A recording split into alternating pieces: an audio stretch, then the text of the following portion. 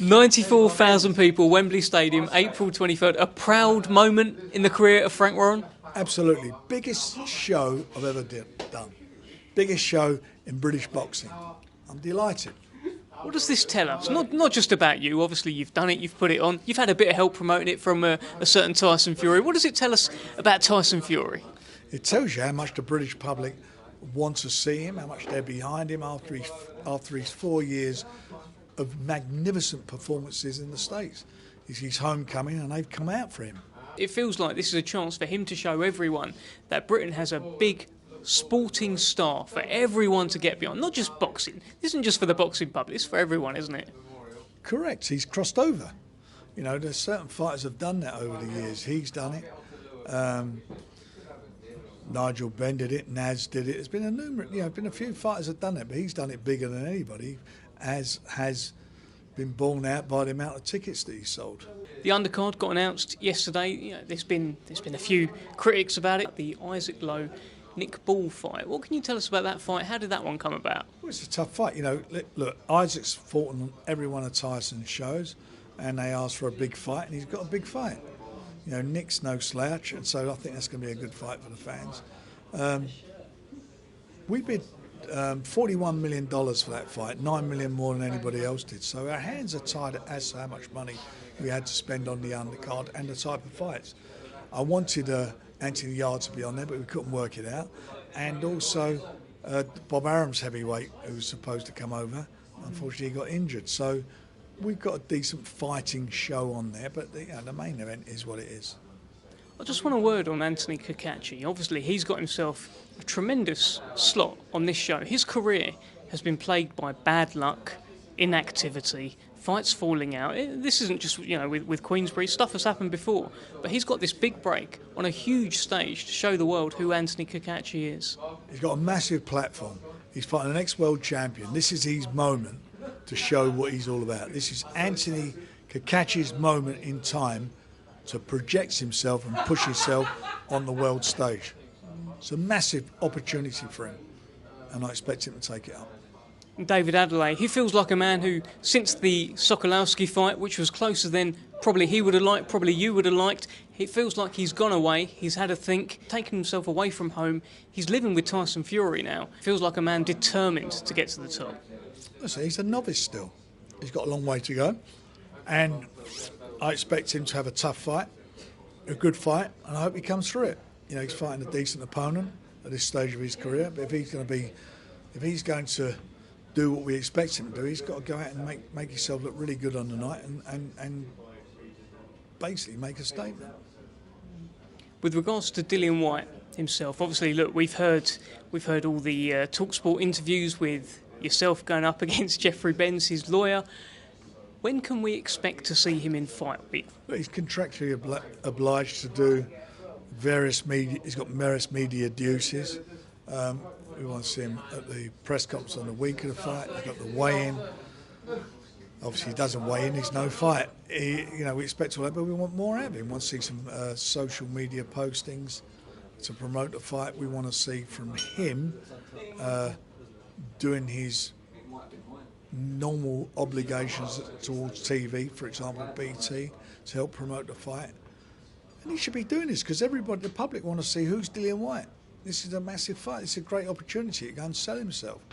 If he comes through and wins the fight, then he's built it up. If he doesn't do all this, who knows where he goes? I mean, he really, really needs to engage and do what he's getting paid for. He's getting just over $7.5 million plus a $4 million upside if he wins. Get out there and do what you should do. Go and promote the fight like a true professional, like all fighters done, and like he's done in the past when he's fought on other promoters' shows. Obviously, you're backing Tyson to win this, right? But Dillian Whyte will go on, you would imagine, to have a career post-Tyson Fury. Within that career, fights against Daniel Dubois, fights against Joe Joyce, maybe even David Adelaide down the line, fighters that you promote, would be clamoured for by the British public. Is this someone that you would look to work with again, Dillian Whyte, given what's happened here? Who knows? I don't know what's happened to Dillian, but I fancy Tyson to win, and that's what I hope will happen. But irrespective of whether he wins or loses, he's going to have to fight these guys. And what goes around comes around. Do you feel as though maybe he's lost a few fans heading into this, or is it all part of the mind games? I couldn't give a flying about it. Who care? I don't care about his fans. All I know is we have sold the tickets down to Tyson Fury, not down to him. Is there anything you would have done differently in the build-up to this fight, in terms of the way it's all worked out with Dillian Whyte? Yeah, for him to show up at the press conference and do what normally happens at press conferences. I'm not asking for any. We're not asking for him to do anything different or extra. Just do the normal things that people do, the boxers do for fights. We're not asking him to do anything over and above what normally happens. How many fights you've been to? How many press conferences you've been to where the main event doesn't show, doesn't engage with the media? Never happened, does it? I mean, I remember Tyson years ago not showing up at a press conference, but his car broke down. You know, it was our show. Mm-hmm. We're very disappointed, but his car broke down. Nothing you can do about it. This fella's car didn't break down. Well, tell us, has there been any sort of communication since that radio interview with you and Jeff Benz? It felt like it was agreed at the end that you'd take it offline and you'd have a chat then. Nothing was agreed. He has not picked the phone up to us. All we've had is a complete continual avalanche of stupid letters from him with stupid demands that will never, ever get met. Do you expect him to be around in fight week, Jeff Benz? He can be around. He's not. I don't keep a shit whether he's there or not. He's not fighting. All I want is the person who's getting in a ring with Tyson. He's a sideshow. There's been talk about Tyson retiring. Look, I'm hoping that's not the case. What's your understanding of it? Has he spoken to you separately about it, or was it just something that he said to the media? I've not had a conversation about it, and nor would I. All he needs to be focused on is this fight. What he wants to do after this fight is his choice, and whatever he chooses to do, I'll support him wholeheartedly. Well, away from Tyson, we had the Demetrius Andrade, Zach Parker press conference via Zoom the other week. What's your sort of reflections on that presser and how Andrade came across, how Parker came across? Well, it's a great shame that Dimitri couldn't get here because his passport expired, but he was there. He's done his next best thing, which is to participate as a world champion, two-weight world champion. Is it three-time world champion? And we got Dillian Whyte who doesn't do nothing. So what do you want me to say? Man's a true professional, nice guy, came across nice. The press were very, very appreciative of all what he did. Full of praise for you as well. Well, I'm full of praise for him. You know, professional's professional. This is the business we're in. Look, if we don't sell shows and people don't buy tickets because non-participation or people don't help sell it, it's not good for the sport. It's not good for the boxers because next time round, well, it was empty, it didn't sell. Dillian Whyte's very lucky that he's fighting Tyson Fury because one, he wouldn't be getting that type of money if it wasn't for Tyson. And if it wasn't for Tyson, he wouldn't be fighting such a big audience because it ain't down to him. He's done that to help promote this show. There was talk about the number of tickets that Dillian Whyte was allowed. I think you've said you would happily invite his mother as a guest. I think that was one of the points of contention. Where are we with that? Has anything changed? An invite's an invite. If Mum wants to come, she can be my guest. We're back to Parker Andrade. How does Zach Parker beat Demetrius Andrade on 21st of May? Tough fight, very tough fight. You know, as I mentioned earlier, Demetrius got a great pedigree. He's undefeated. He's coming up a weight to super middleweight. You know, Zach's a big super midweight, and I'm hoping, and we're rolling our dice. That's why we made the purse bid we did. That his size and for me, his boxing ability will see him through because people, you know, we know he can punch, but he's not a bad boxer either. And he's very confident, and we're putting on in his hometown. And I'm up to now, we've done really well with the tickets, and I think there's going to be a great support for him, so hopefully that'll spur him on a bit more. Everything we could do to help him achieve his dream in winning a world title in his hometown, we've done.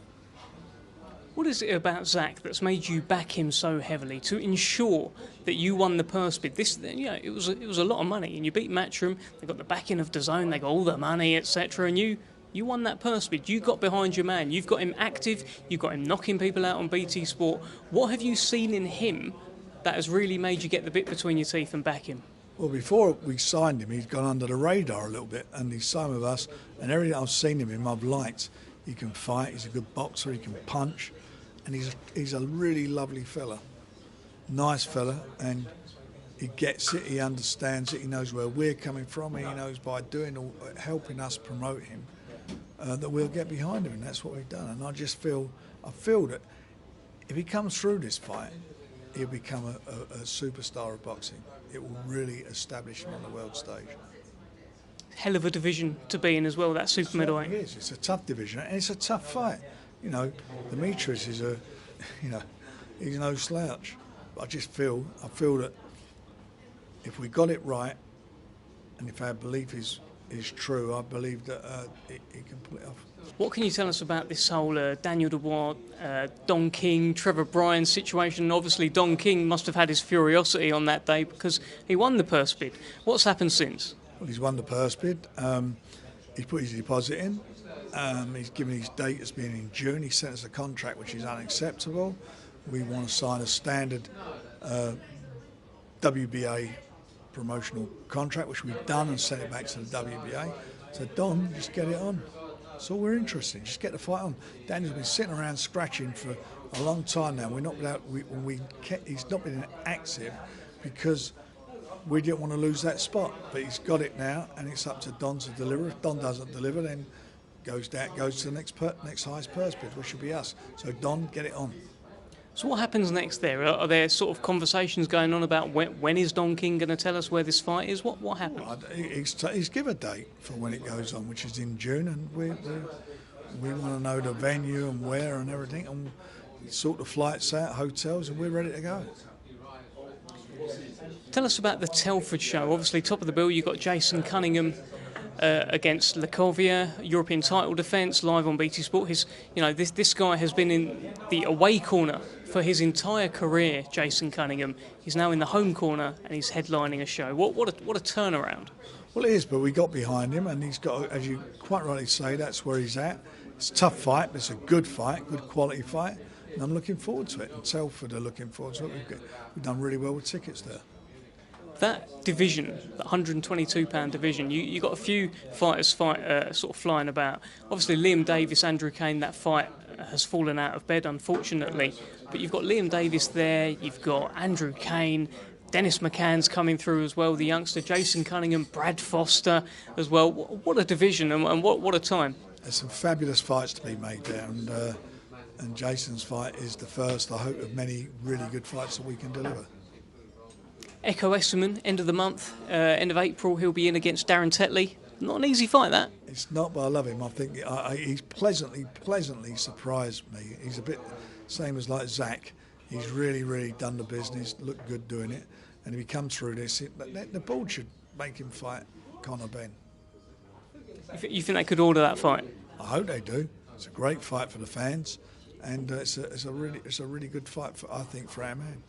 The Fighting Frankham family. I think this is going to be a first. York Hall, end of April. The three cousins, Levi, Josh and Charles, are all on the same show. What a night for that family. It's the night of Frankhams. It's their night. I remember years ago seeing I think it's their granddad, Johnny Frankham, fighting there many years ago. It's brilliant for them. They're a lovely family, great fighting family, and I'm really looking forward to seeing the three of them in action. Finally, Frank, April 23rd. I mean, everyone's going to buy it anyway, right? We know that. But for anyone who's sort of on the fence, what can you tell them? Why should they be tuning in to Tyson Fury against Dillian Whyte live on BT Sport Box Office? Watch it, otherwise you'll fall off the fence. It's a great fight. Fantastic. Our man's back. 4 years away. Tremendous American debut, exposure. Went over there and whacked the yank, and he's back here. Our man's back in a really good quality fight. Watch it. Fireworks. 23rd of April. Wembley. Don't miss it. Cheers, Frank.